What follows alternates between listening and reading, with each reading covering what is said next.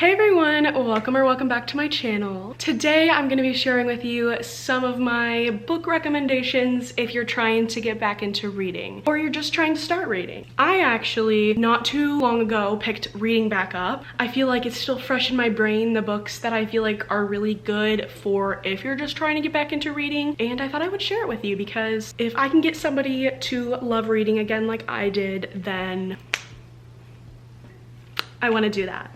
Before we get started, make sure to subscribe. If you want to, follow me on Instagram because I always do book reviews over there. So if you're looking for book recommendations that aren't shown in this video, then I definitely recommend checking that out. And without further ado, let's get into the book recs. One of the first book recommendations I like to start off with is Colleen Hoover. And I know, a lot of people are going to disagree with me when I say this. I can't lie when I say that Colleen Hoover is the author that did get me back into reading. I don't have the books with me that I actually really enjoyed by her. It Ends With Us is not one of them.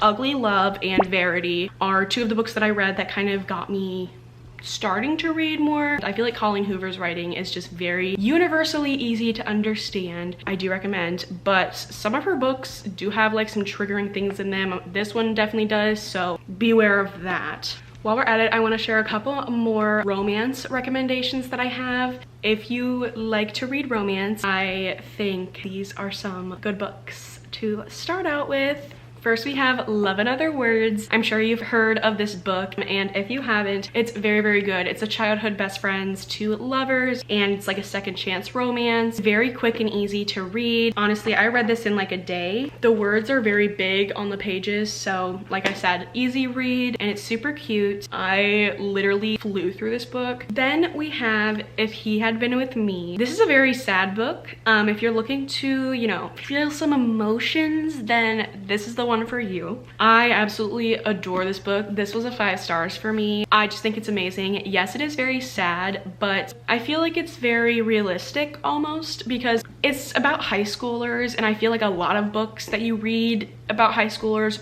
aren't very accurate. Like, I know when I got to high school, it was nothing like the books that I used to read, but this I actually feel like somewhat portrays an accurate depiction of high school. I think a lot better than most books. This is another book that I literally flew through. It was so good and super easy to read. It's another book with like very large words. It's usually just easier to get through, honestly, because when the pages are just filled with like tiny minuscule words and you just like, it's overwhelming. So when you're trying to get back into reading, books with like fewer words on the page I feel like is best. And the last romance recommendation I have is Better Than the Movies. I'm sure you've heard of this book. This book is huge. It's been very popular. It was very popular in 2022. I absolutely adored this book. This book was so good. It was another 5 stars. The dialogue in this book is one of the things that stood out to me the most. I feel like dialogue in books a lot of the time can get boring, and then sometimes that's when people get bored of books because it's just not interesting. This was a slow burn, but the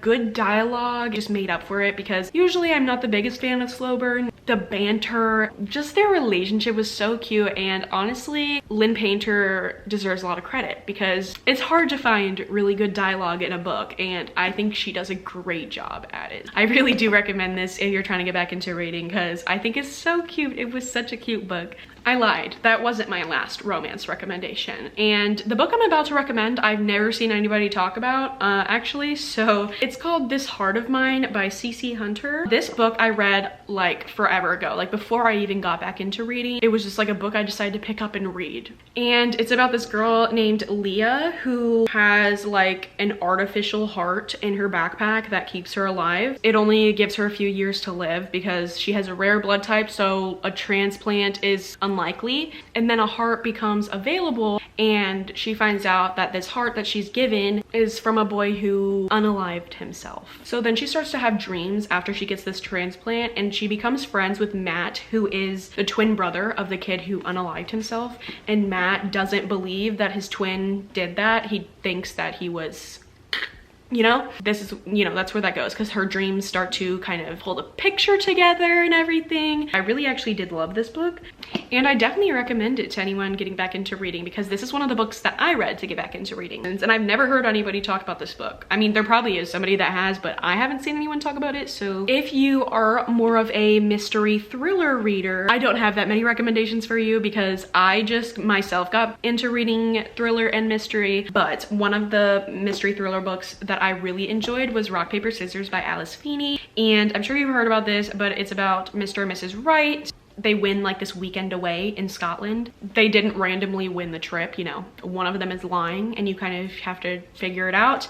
This book's super short and it's just like a quick little read, and I really liked it. It was super intriguing. Every chapter ends in a cliffhanger. You constantly are like wondering what's happening. You constantly want to keep reading, like you don't want to stop. I think that's perfect for somebody who's trying to get back into reading. Mystery and thriller books are probably really good for getting back into reading, honestly, because I feel like the suspense makes you want to keep reading, and this book definitely has that. So I definitely recommend this one. And lastly, if you are a fantasy lover, I have some recommendations for you. And they aren't ACOTAR, okay? They aren't, okay? I couldn't stray too far though, because we do have The Assassin's Blade by Sarah J Maas. And the reason I recommend this, people are gonna be like, what the fuck? The reason I recommend this is because it's short stories. It's 5 different short stories. And you don't have to read anything before it. You don't have to have any background information on this series. This is technically the first book, and it's just a bunch of short stories about Selena, who is the main character throughout Throne of Glass, and it just kind of gives some background on her. I was actually very hesitant to read this because I didn't think I would like it, but the short stories kind of keep you enthralled and it makes you want to keep reading. You don't get bored because, you know,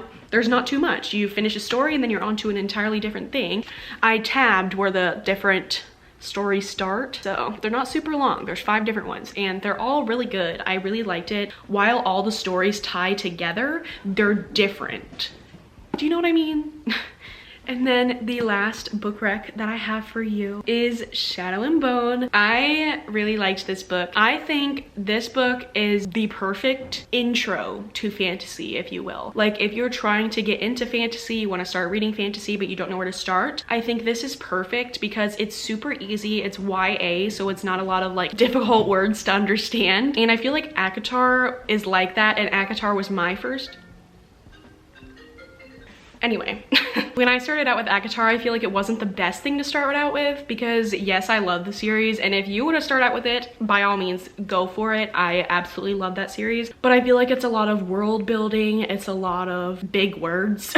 I feel like fantasy is one of the things that you gotta like dip your toes in, and this is kind of dipping your toes in, okay? We've got the ginormous words on each page, super easy to get through, and it's easy to understand. There's not a whole bunch of world building. There is world building, but it's not excessive. There's not a whole bunch of terms that you kind of have to learn because in fantasy, the writers will come up with their own words to use, which is awesome, but sometimes it can get confusing. And this doesn't have too many of those. And there is also a show. So if you are feeling confused or miss something, the show is also there. And I've only watched the first episode of it, but it is fairly accurate, honestly. I have not finished the series, so I don't want to tell you to finish it, but this is definitely a good book to start with for fantasy.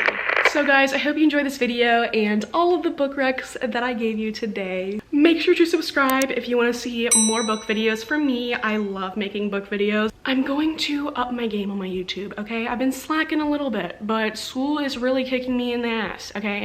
It really is. And I promise, there's gonna be so much fun stuff coming, and I will see you guys in my next one. Bye!